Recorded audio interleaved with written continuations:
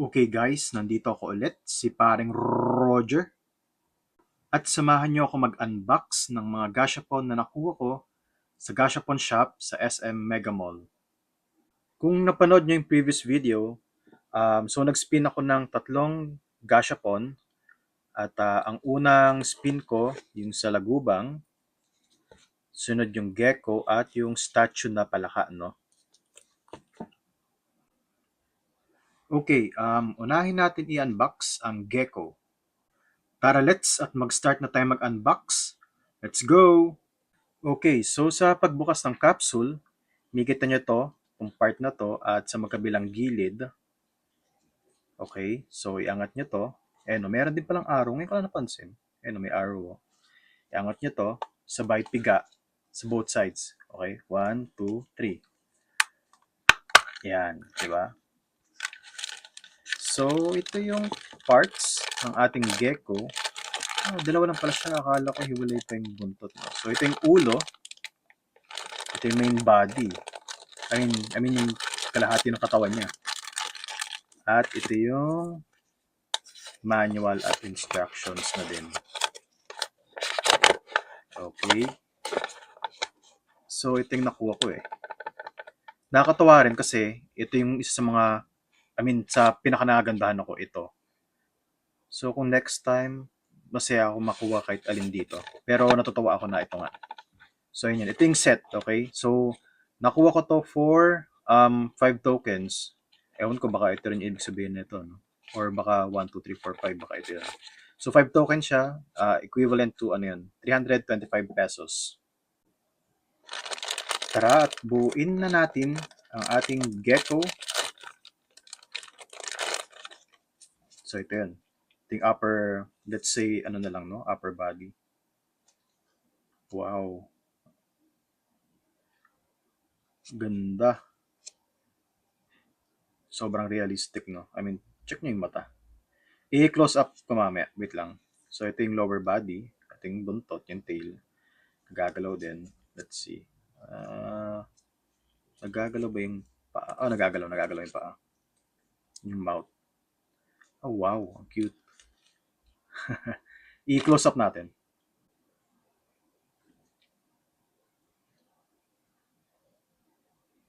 Nakikita nyo ba yung mata? Grabe, no? Mukha siyang totoo.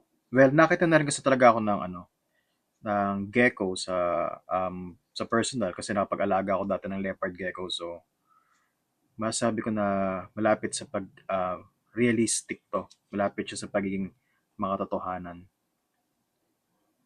Yun pa yung mga niya, ngipin-ngipin niya. Yung lower body niya, ito. Okay. Tapos dito, simple lang naman yan. Pagdudugtungin lang. Yan. Twist-twist nyo din, no? Para madaling ma-attach. Ayan, okay na. Ito yung size niya.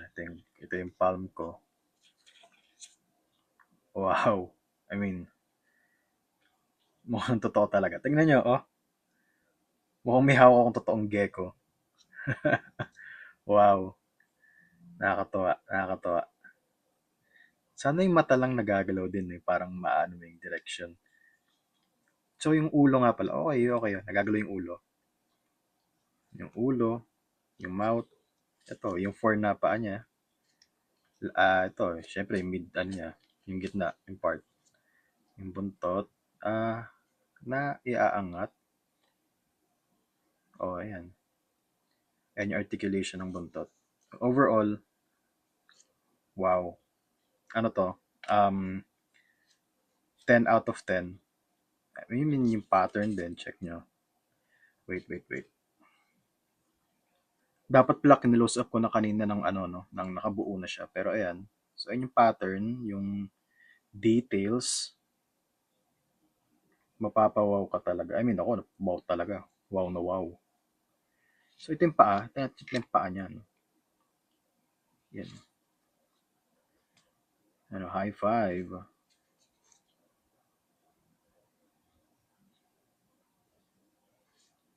Wow, cute. Alam nyo guys, sa tingin ko sa next na makabalik ako sa lugar or mall na may gashapon shop, sa tingin ko mag-spin ako ulit sa ganito. I mean, sobrang nagugustuhan ko to. Sobrang gusto ko. So, excited ako magkaroon ulit ng panibagong ganito. Pero syempre, sana yung ibang type ng gecko. Okay, sa next gasha pa naman tayo. Okay, so itong isunod natin, itong salagubang na to, isa itong stag beetle. Yung sabi ko natin sa previous video, no, ang gusto ko sana, sa first two spins ko, gusto ko sana parehong salagubang. Kaso, nag-decide ako na para maiba naman, kaya ayun, gecko, at yung pangatlong spin ay iba din. Pero next time, syempre, for sure, meron ulit salagubang na akong gustong spin. Let's go! Okay, so meron nga talagang arrow, no? Ngayon ko lang napansin talaga yan. So, ganun, same procedure, okay? Ay, angat nyo to. Sabay push. Push, no? Yan. Pero minsan, minsan talaga, ang hirap dito, tong part na to, tong both sides dito. Minsan, ang hirap talaga. Kahit yung todo push mo na, ang hirap Pero, ayun, ito siya. Ito yung parts. So, ito yung pinaka main body niya, no? Main body. Wow! Wow! Wow! Wow! Ito yung ulo, ito yung parang ano niya, isa sa, ano ba to, parang pangil, parang ganun. Ito, yung paa niya, syempre. So, ito yung manual instructions. Ito siya, ata, I think. Wow. I mean, sabi ko nga nung sa previous video, bago ako mag-spin, sabi ko kahit alin dito, makuha ko, okay lang. Pero, wow. I guess, ito yun. Hindi ko sure. Ito. Tingnan natin. Wow. So, ito yung set. Okay.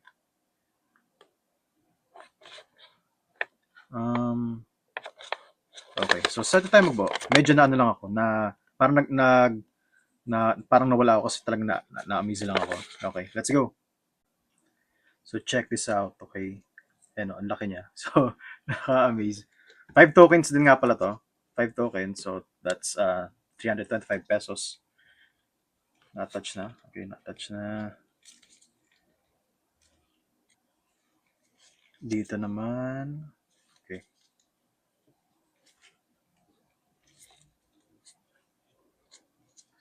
Okay, so... Wait, teka. Di ko sure kung ito yung una or yung pangalawa. Okay. I think ito nga yung pangalawa. O yung una. Tingnan nyo. Okay. I think ito nga yung pang-una.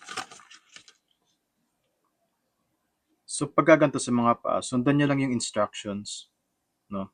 Kasi katulad nito, C1, pag-check nyo dito ay, nasan yan? Yan, no? RL. So, ibig sabihin yan, ito yung R1 tsaka L1 kasi C1. Dito naman, kunwari, C3. So, ito yung R3, L3, and so on. Tapos, i-attach nyo lang. So, usually naman, dito yung R1, R2, R3, L1, L2, L3. Okay, so itong huling paa na, I mean, ang hawak ko pala yung antena niya. Ito, medyo nahihirapan na ako ipasok itong itong peg dito sa hole sa paa. Medyo matigas. Yan, okay. So, dito naman, ang huling parts na ikakabit natin ay ang antena. So, naikabit ko na rin yung antena. So, kung may ganito kayo, before nyo ikabit yung antena or i-attach, tanggalin nyo muna to. Huwag nyo unahin nyo or kung gusto nyo. Pero ako nahirapan ako yung i-attach yung antena. So, tinanggal ko muna to. Itong, um, ano ba to? Parang sungay ba or pangil. Or basta yan, alam niyo naman sinasabi ko, ito, tinuturo ko naman. Tanggalin nyo na lang muna, kabit nyo yung antena, tapos tsaka nyo ibalik itong part na to, okay? So, nagagalaw ito. Ayan. I think hanggang dito yung limitation ng ano niya, articulation dito. Okay? Tapos, syempre, itong antena nagagalaw yan. Yung mga paa, obviously, nagagalaw din. Itong, I mean, wow, ang ganda talaga. Kung i-rate ko to, 1,000 out of 10. So, nakikita niyo rin yung mga maliliit na details dito. Kahit itong orange na line, ang ganda. So, ito yung ulo niya, nagagalaw. So, let's say sabihin natin neck, ito. Gagalaw din yung part na ito. Between sa itong neck, tsaka itong sa main body. Ayan. Pwede nyo i-pose na, parang na ganito. Oh, mukha siyang totoo, no? Ang ganda. Tsaka yung, ano niya, yung texture, itong ano, ang smooth. Oh, di kita nyo ba? I-close up ko mamaya. So, ayan. I-close up ko na. At talagang wala akong masabi. As in, wow, wow, wow. Okay, so ito na yung close up. Magsimula tayo sa part na to. Just tignan nyo lang yung details. As in, ang smooth talaga.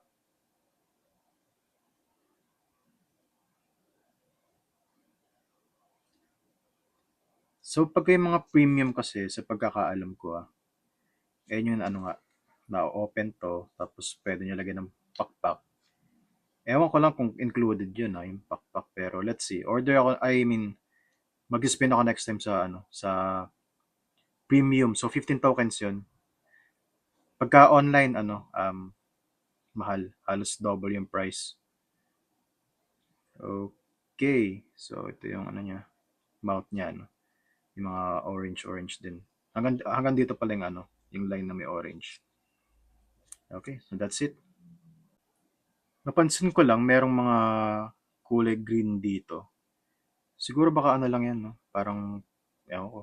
Di naman siguro part ng salagubang yan. Baka ano lang, parang tawag ito, error or something. Okay, i-unbox na natin ang ating third at last Gashapon. At so far, sobrang masaya ako sa ating in-unbox na yung unang dalawa, itong Gecko at itong Stag Beetle, no? So nakakatuwa kasi alam niyo yung pagpunta sa SM Mega Mall, sobrang sulit.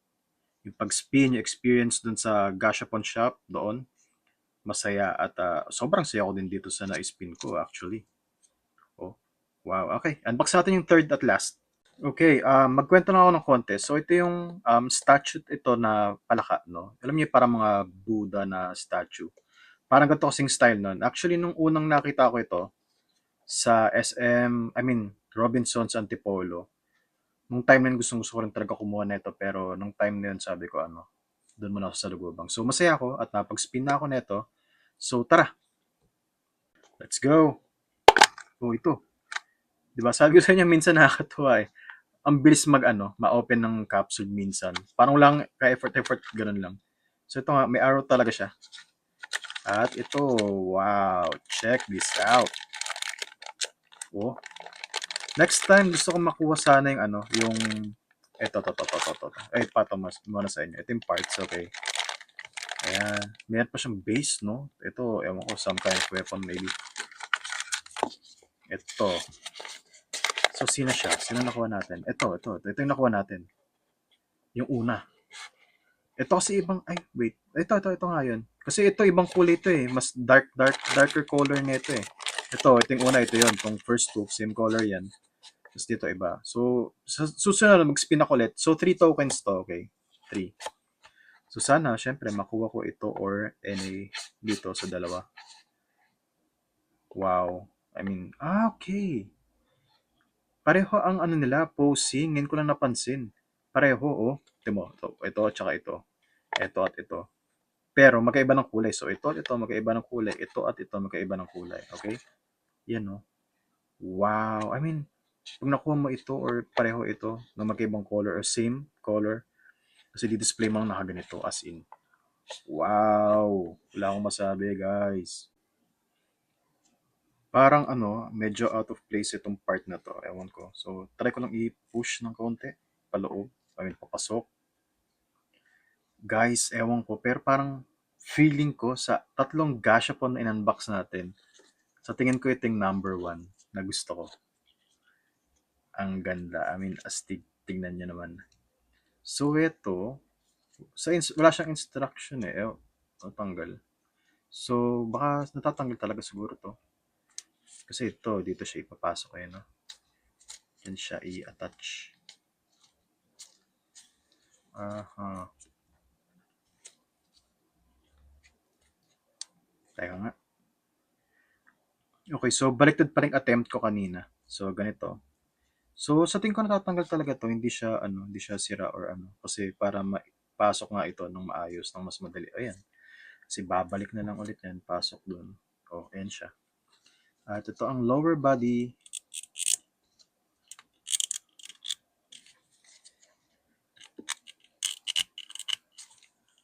Okay. What's up? Tanggal ulit. Wait lang.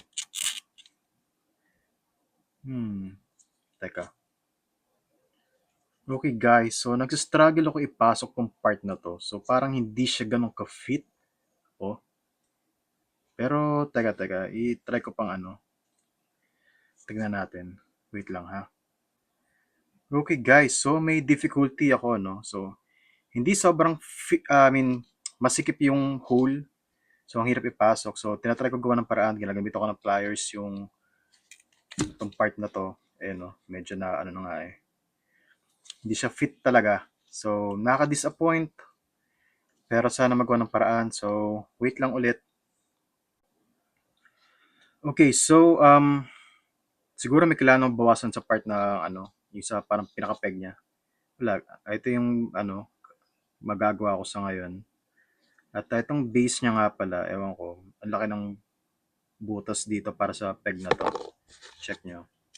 Ito okay naman, kaso pagdating dito, ayan. Quank.